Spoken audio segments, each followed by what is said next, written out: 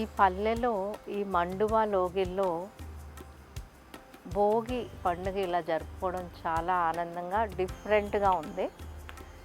ఈ భోగి పండుగకి ఈ సంవత్సరం ఒక ప్రత్యేకత ఉంది. ఏంటంటే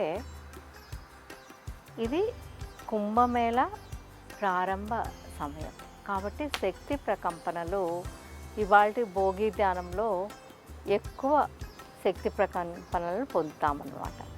అంతేకాకుండా ఇవాళ పౌర్ణమి కూడా కాబట్టి చూడండి, అసలు ఆ చెట్ల మధ్యలో నుంచి చందమామ వెన్నెల ఎంత ఆహ్లాదకరంగా ఉంది. అసలు మీ అందరి జీవితాల్లో సుషుమ్న క్రియాయోగం ద్వారా ప్రారబ్ధ కర్మలన్నీ ఈ భోగిలో ఇలా దగ్ధమైపోయి మీ జీవితం అంతా పండు వెన్నెలలా సాగిపోవాలని మనస్ఫూర్తిగా కోరుకుంటూ మీ అందరికీ మంగళం, నిత్య శుభమంగళం.